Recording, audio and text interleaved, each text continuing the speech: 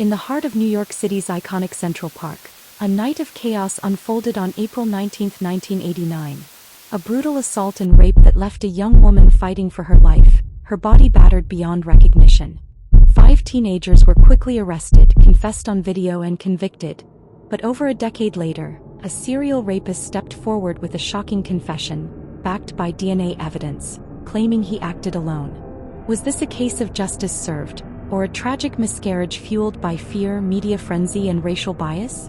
Stick around as we dive into the Central Park 5 case, one of America's most infamous wrongful conviction stories. You'll learn how coerced confessions, public outrage, and new evidence turned everything upside down, and why it still sparks debate today. Welcome back to the True Crime Report Cold Cases, where we uncover the forgotten, the unresolved, and the overturned truths behind America's most haunting crimes. Today we're examining the Central Park Jogger case, often called the Central Park 5 case. A story that began with a wave of violence in one of the world's most famous parks and evolved into a symbol of systemic injustice. At its core is this central question: how did 5 young Black and Latino teens end up serving years in prison for a crime they didn't commit, while the real perpetrator walked free for over a decade? We'll break it down step by step, from the night of terror to the exoneration that exposed deep flaws in the justice system. But first, let's set the scene in a city gripped by fear. New York City in the late 1980s was a powder keg. Crime rates were skyrocketing amid the crack epidemic, with assaults, robberies, and homicides at all-time highs. On that fateful evening of April 19, 1989, reports flooded in of multiple attacks in Central Park's northern section. According to police accounts and witness testimonies, a group of roughly 30 or more teenagers from East Harlem entered the park around 9 p.m. What followed was a series of reported muggings and assaults on cyclists, joggers, and pedestrians. Victims described being harassed, robbed, and beaten. For instance, competitive cyclist Michael Vigna testified that a group tried to punch him around 9:05 p.m. Antonio Diaz was knocked down and robbed of his food and beer shortly after.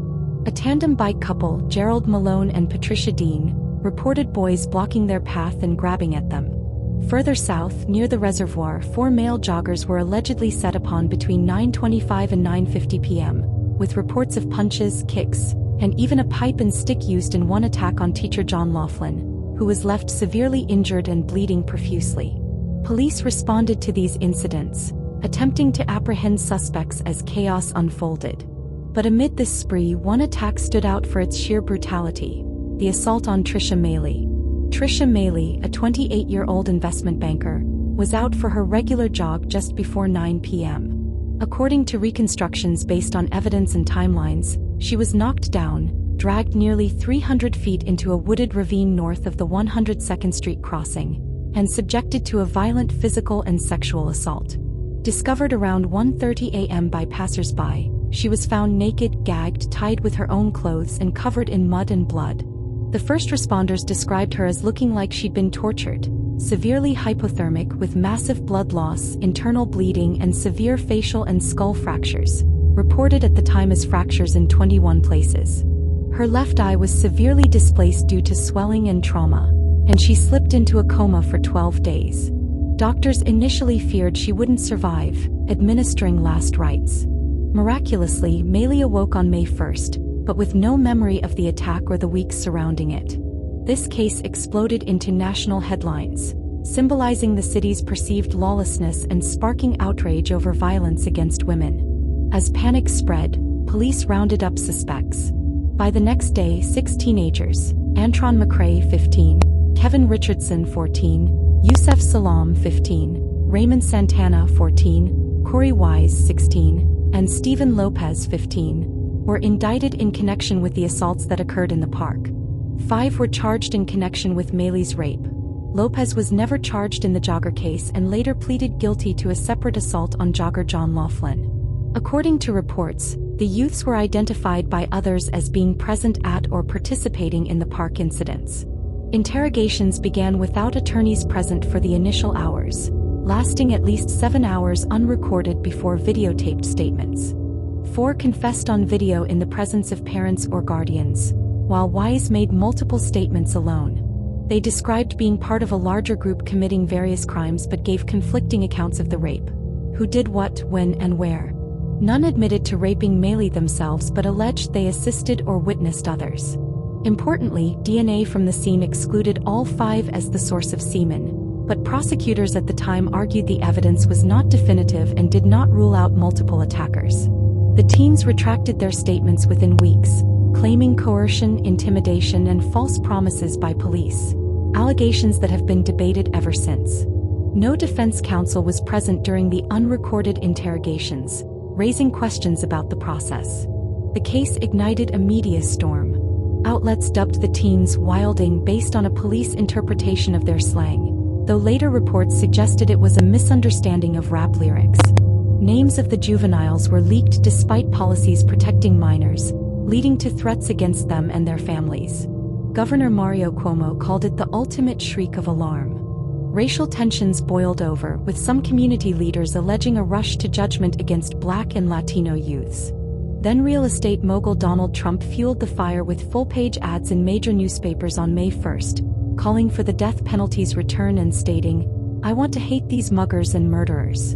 The ads, costing about $85,000, didn't name the defendants but referred to roving bands of wild criminals. They were widely condemned, including by Mayor Ed Koch, and later cited by defendants as poisoning public opinion. This backdrop set the stage for trials amid immense pressure. The trials split into 2 groups. In the first, starting June 1990, McRae, Salaam, and Santana were convicted of assault, rape, and related charges despite defense arguments of coercion and low intellectual capacities. They received 5 to 10 years as juveniles. The second trial that fall convicted Richardson of multiple serious felony charges related to sexual assault and violence, sentencing him to 5 to 10 years. Wise was convicted of sexual abuse, assault, and riot-related charges and, tried as an adult, received a sentence of 5 to 15 years. Juries cited physical evidence like dirt and hairs, consistent with Meili's, though DNA excluded them as the semen source. Appeals upheld the verdicts. The 5, later called the Exonerated 5, served 7 to 13 years, maintaining innocence throughout. The bombshell came in 2002. While imprisoned, Korey Wise encountered Matias Reyes, a serial rapist convicted of attacking 5 women in 1989. Reyes confessed to assaulting Meili alone, providing details corroborated by evidence. DNA testing confirmed Reyes was the sole source of semen at the scene, with odds of a random match estimated at 1 in several trillion. Reyes, then 17, lived nearby and wasn't linked to the teens.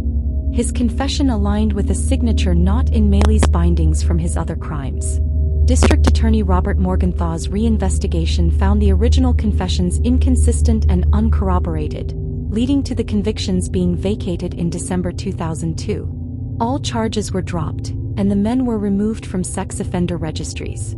Lopez's related conviction was overturned in 2022. The exoneration sparked backlash from some police and prosecutors, who commissioned a 2003 report suggesting the 5 most likely participated despite Reyes' claim. However, the report acknowledged the legal need to vacate convictions. The 5 sued New York City for malicious prosecution and racial discrimination, settling in 2014 for $41 million without admission of wrongdoing. A state suit added $3.9 million in 2016. Meili, who recovered remarkably but with lasting effects, published a memoir in 2003 and became an advocate. The men rebuilt their lives. Salaam won a city council seat. Others founded businesses and advocated for reform. Debates persist. Though the convictions were vacated, some public figures, including Donald Trump in 2014 and 2019, continued to dispute the exoneration despite the DNA evidence and confession. In 2024, the 5 sued Trump for defamation over debate comments, falsely claiming they pleaded guilty and implying a death. The Central Park 5 case isn't just a true crime tale. It's a stark reminder of how fear, bias, and flawed investigations can derail lives. While Reyes' confession and DNA resolved the who, questions linger about systemic failures. Tragically, it highlights that justice delayed is justice denied. What do you think? Were the original confessions truly coerced, or is there more to the story? Drop your thoughts in the comments below and let's discuss. If this case gripped you, hit that like button, subscribe for more deep dives into America's unresolved mysteries, and turn on notifications so you never miss an upload. Check out our playlist on other true crimes in America like the West Memphis 3 or the JonBenet Ramsey Enigma. Perfect for your next binge. Thanks for watching the True Crime Report Cold Cases. Stay curious, stay safe.